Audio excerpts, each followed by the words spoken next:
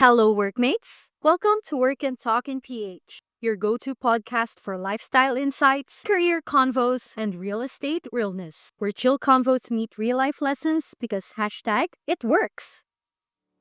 Hello, I am Sophia. Today's guest is a true force in the creative industry, a trailblazer who proves that creativity isn't just about campaigns, but about people. She is the founder of the Misfits camp in Jaime HQ, a former leader at global agencies like Dentsu Asia Pacific, Sachi and Sachi Group, and BBDO Guerrero, and a champion for neurodiverse creatives. Named one of CNN's leading women, Campaign Asia Pacific's 2025 Women Leading Change Awardee and DEI champion, and the first Filipino AdFest Lotus legend. But beyond the titles and accolades, she calls herself something far more meaningful: Chairmom. Please welcome the visionary behind the Misfits camp in Jaime HQ, Merlee Jayme.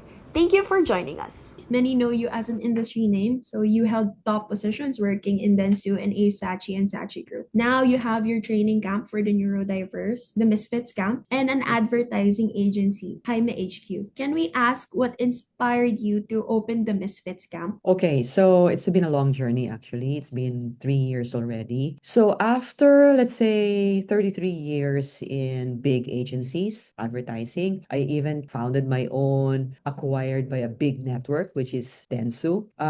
It came to a point where I could retire. And retire for me had retire, the word retire has the word tire. And I'm not tired. So I felt like what else is for me out there? So one time I was with my nephew. I have a nephew who's actually diagnosed with autism spectrum disorder, but he was designing games. He's only 12. And I remember when I was working with Dentsu in their Tokyo office, because I always frequent our Tokyo office, I could see some creatives, creating games. And I felt like if I've dedicated my life in mentoring creative people because I am creative, what stops me from mentoring different kinds of creatives such as my nephew? Because definitely what he was doing was also what Dentsu in Japan, which is so far advanced in creativity in terms of designing games, are also doing. So I felt like maybe there are other people like my nephew. He's too young though to be carrying a job because he's only 12. But maybe what happens to adults after they go to schools, sped schools, schools specializing in their diagnosis? What happens? What happens to them? And I found out there's nothing for them. And then I went to, I have free time, right? So I went back to school and studied everything about autism and other neurodiversity,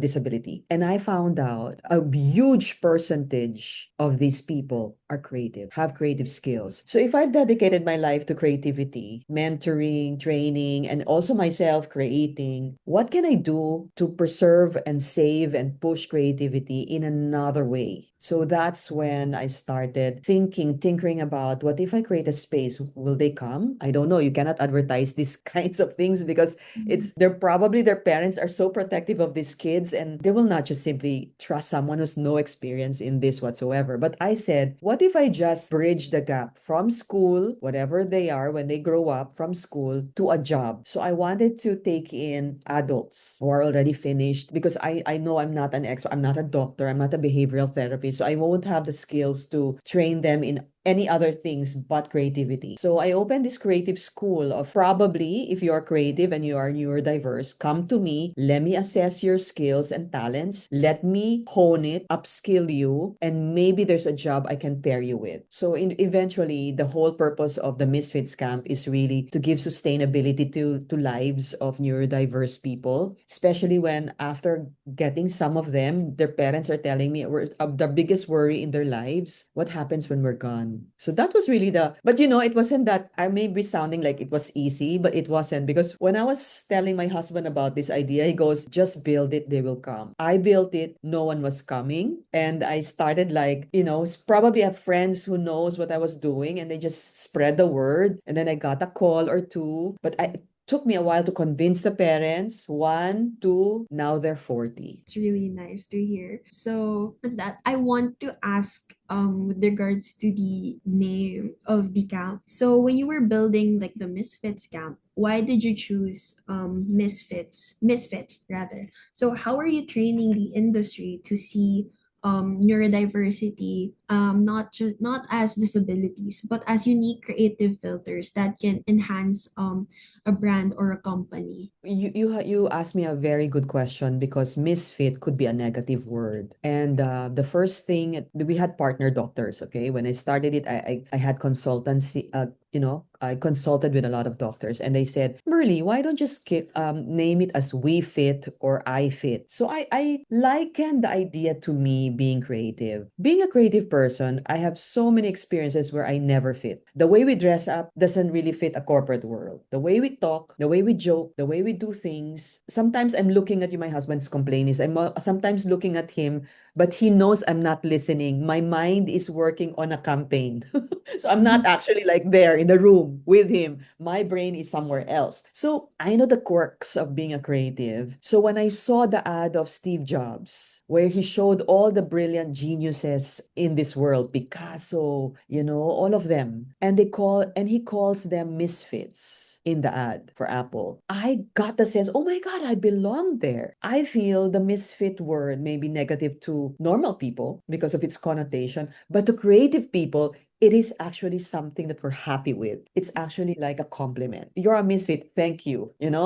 So I want that feeling if I'm going to be mentoring creative brains, different creative brains who are pretty much, I've met most of them, pretty much ashamed of what they have, pretty much shy because they know they're not like any other normal person. I find them covering and putting what they call a mask, trying to look normal as possible. But when you spend time with them, they can't look at you in their eye or whatever. They have it. They have the disability. I want them to take off the mask and embrace themselves having those disabilities, and it's okay to be a misfit. I want first to let them imbibe that whatever you have, you're autistic, you have ADHD, you have dyslexia. It's fine. In this place, take off your mask, be yourself. You are a misfit and it is okay. We love being misfits. With that, the talent of the creative comes out more. It shines more because you don't have any more stress or pressure of sana they'll look at me and they find me normal enough. I mean, you take that out. I want them to embrace the real thing that whatever they have, it's okay. We understand that. We are going to understand you. But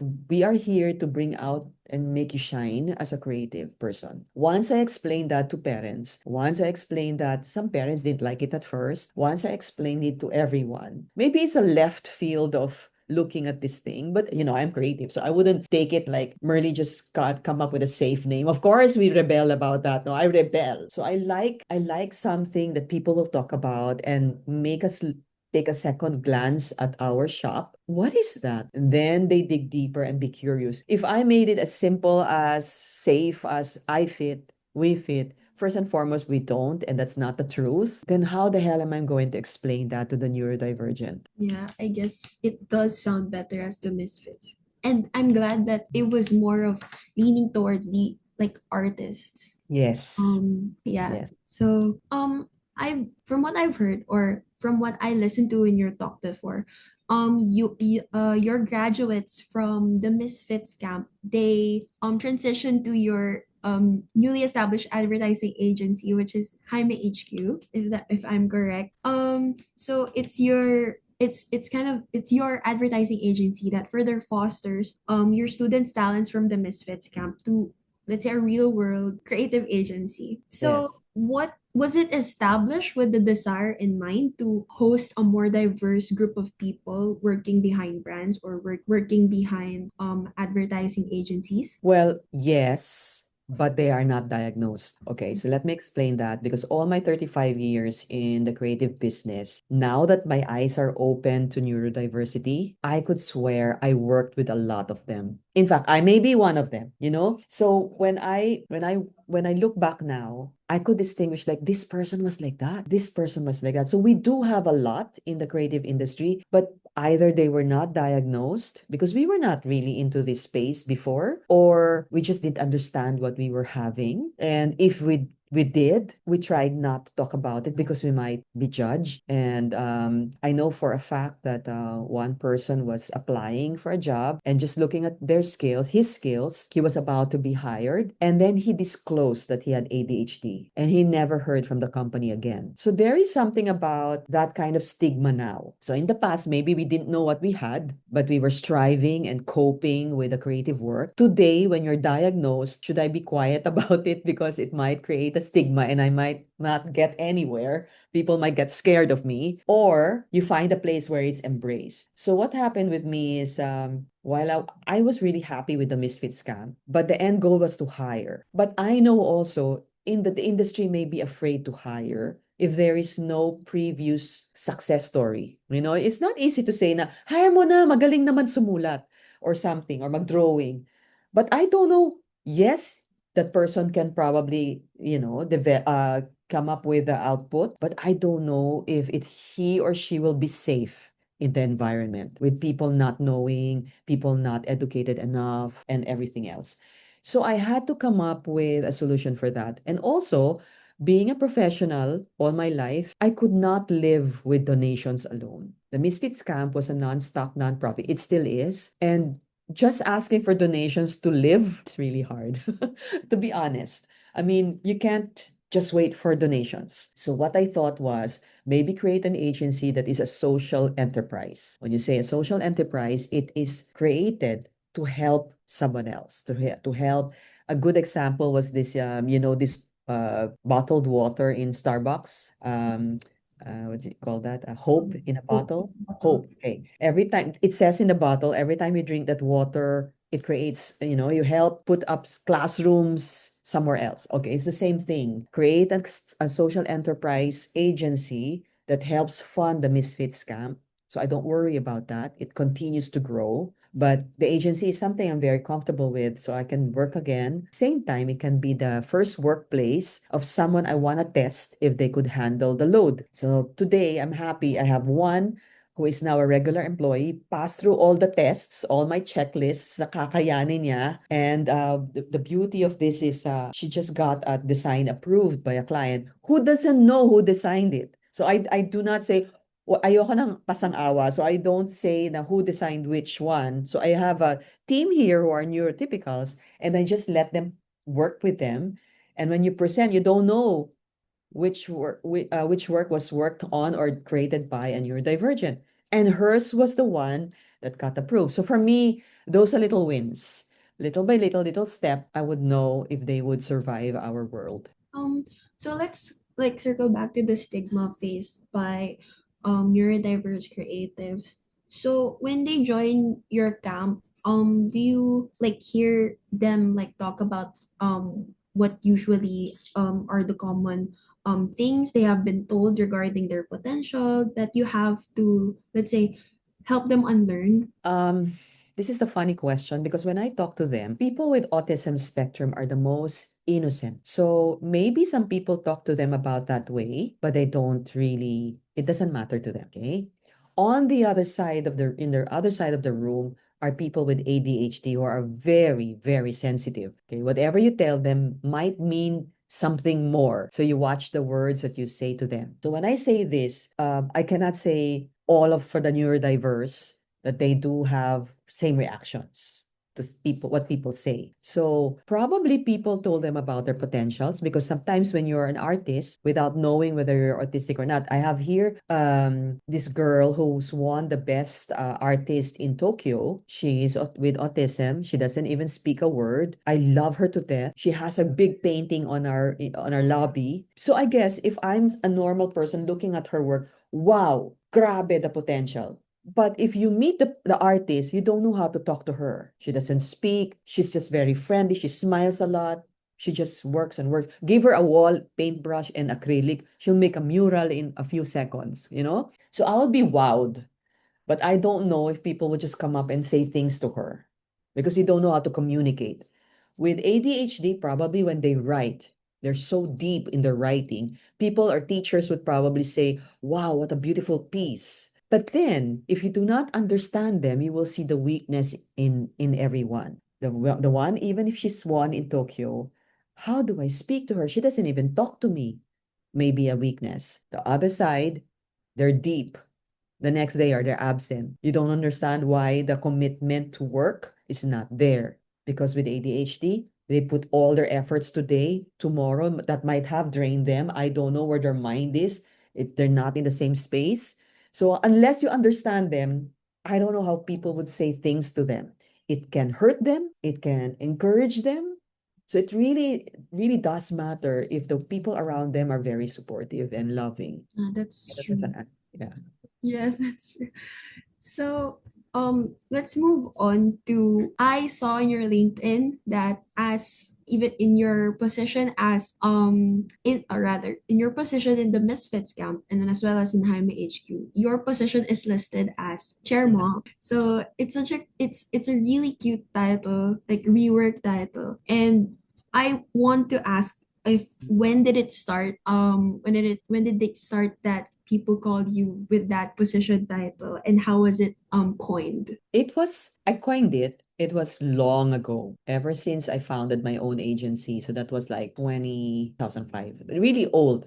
Sorry, 2005 was 10 years of DM9. Yeah. So, okay. So what happened then is when I put up my own agency and I was told I would be the chairman. When I'm given a job or a role, I want to understand it first before accepting. You have to do that. They say, "Oh, I'm promoting you to a creative director." What the hell is that? Okay. I have to understand what it is before I accept it. So I've been a creative director, executive creative, I've been a chief creative officer, whatever. Now chairman, because we have an agency. I go like, of course I didn't like man. So being sexist, I found that very sexy, so I don't like the word. Chair, let's say, another word. I asked first, what do you mean by a chair? Chairman, chairperson. What do you mean by that? And they say it's driving strategic goals. It inspires the agency that this is a person who drives the whole growth and goal, purpose, values. I like that. And you have to understand, I was a very young mom as a struggling copywriter. Back in the 90s, I was still just a copywriter working my way through advertising. I became a mom so early. So I would bring my daughter to work on a Saturday. Imagine I work on a weekend. They're there playing. Okay. She's there playing. So she grew up in that environment. And then I'm a pretty productive mom. I have four. While I was moving up the corporate ladder, I was trying to balance work and family life. I was tutoring in the night for their homework. I was doing my campaigns during the day. It was like I was attending a ballet recital in the middle of a meeting. I excuse myself for a bathroom break and then I go to Assumption to attend a ballet recital. And then I come back, kunyari, matagal lang yung bathroom break. And then oh, what did I miss to my client? I was like juggling. I was everywhere. I knew the responsibility of being a mother and of working. I didn't want to give up the side of my creativity, which is work, because that's me. But I want to give up my mothering because that's what I love. That makes me relax the end of the day. That's me. That's another me. I even wrote a book about this. So for me, it reminds me to be my responsibility. So for me, it's nothing different from being a chairperson of an office, because you treat your office mates as family. You put your values up front. This is the values of the office. This is the values at home. How I treat my daughters the same way. Creativity needs discipline. I discipline my daughters. I discipline my creatives. It's the same. But whenever I'm called a chair mom, it reminds me of this big responsibility of leading my family. Okay. So for me, it's always been asked every time I judge in Cannes, globally. Merlee, what a nice title. Chairmom, explain. I've always explained it. I said that there are two worlds I live in and it coexists. And it doesn't need balancing. It needs integration. I can talk to you today, but the notebook of my daughter is beside me checking for grammar. It's the same. Ganon. So now I have added another world, the world of the misfits. So for me, adding a world to your world should just coexist seamlessly. You don't balance. There's nothing to balance. I drop everything when a teacher calls before. And today, before I used to say, am I the guilt of every mom?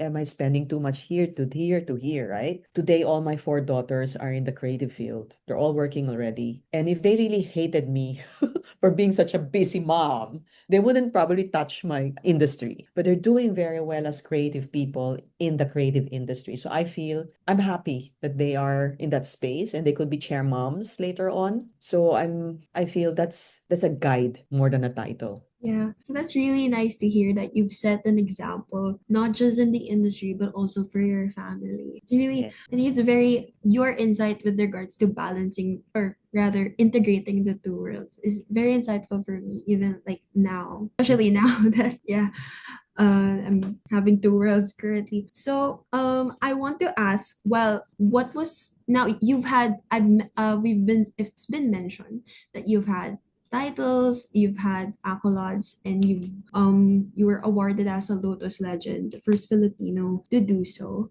So, what was the spark that led you from winning awards for brands to winning opportunities for the marginalized, like neurodiverse creatives? Okay, so being in advertising for so long, years, I did a lot of campaigns that is close to my heart, like helping women, helping putting up some ideas for anti-violence against children, against pets. I've done everything, recruiting for priesthood, name it. Okay, I've done a lot of campaigns for the good. I call that purpose telling because it's creating awareness, it's creating an action to help solve the problem. It's creating something for a brand to be seen as a good brand, things like that. It's purpose telling, it's awareness. If you're just as old as me now, growing up that way, I felt that moment when I retired from Densu, I felt like there must be more than purpose telling.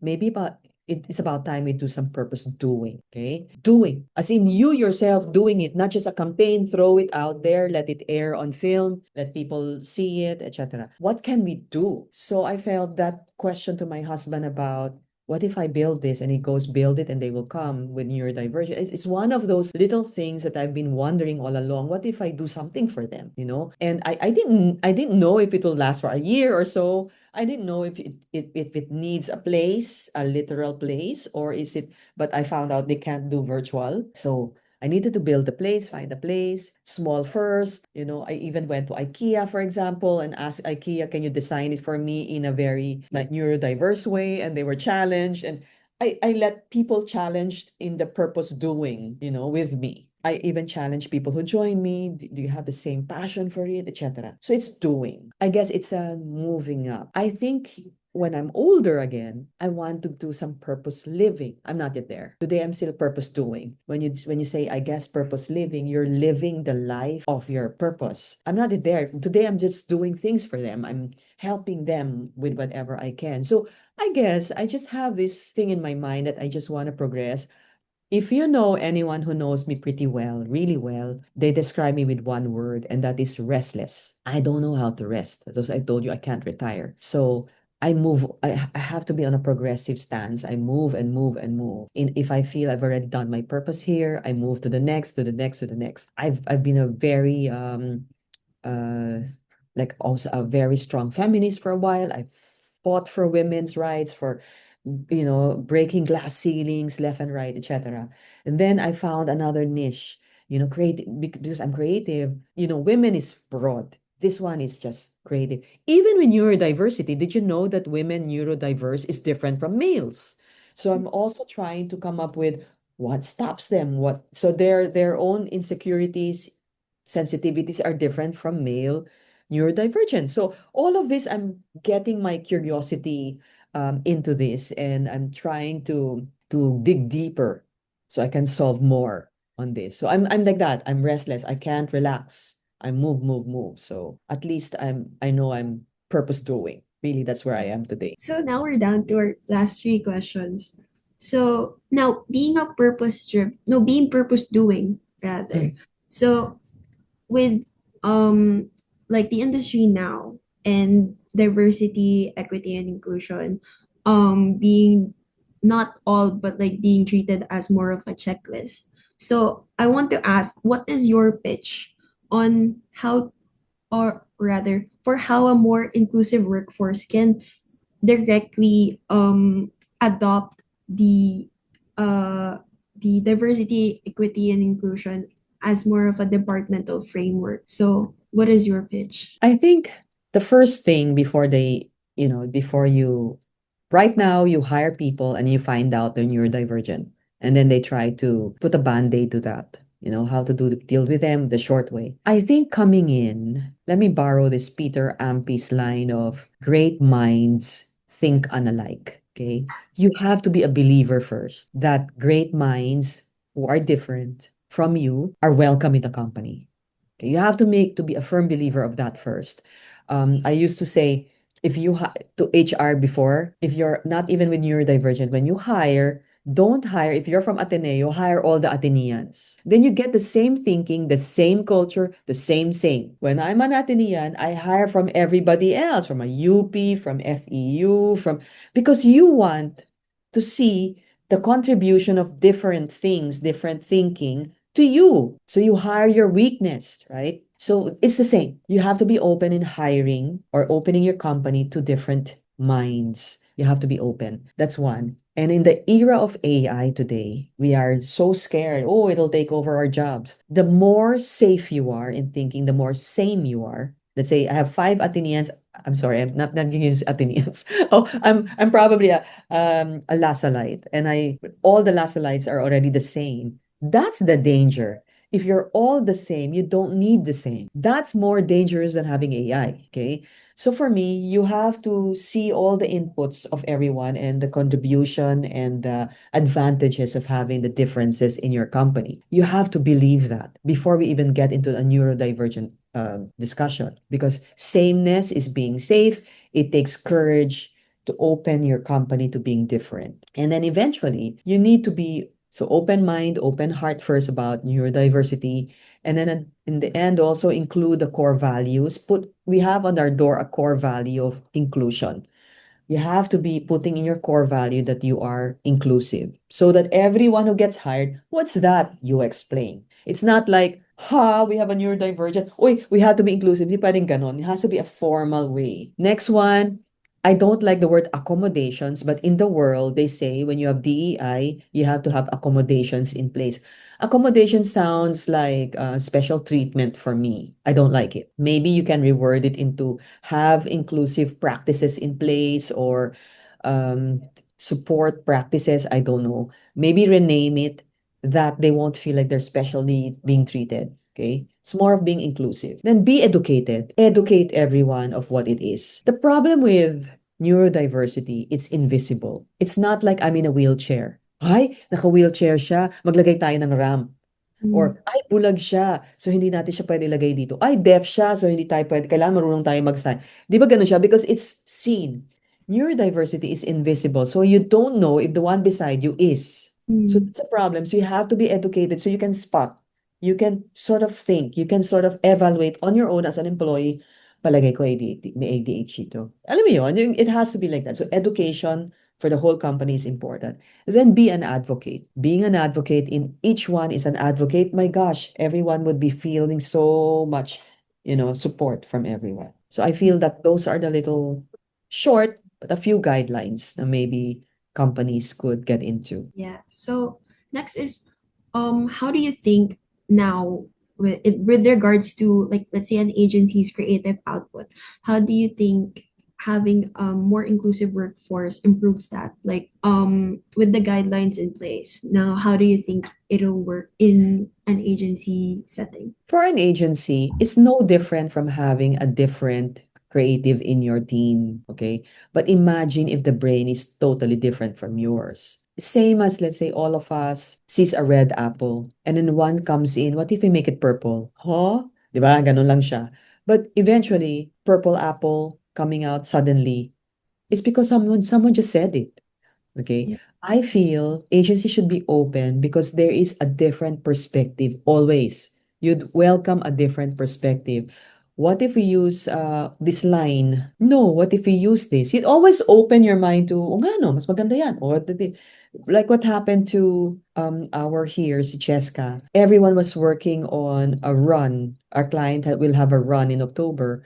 Everybody was designing the medals, the singlets, etc. I asked her, design a singlet. And then she designed it with in her mind, the kinds of lines she drew is very wavy, etc., etc. Just experiment on that. Then we presented it all to client. Client found it, I've never seen like this before, and approved that. Now every single design has to follow hers.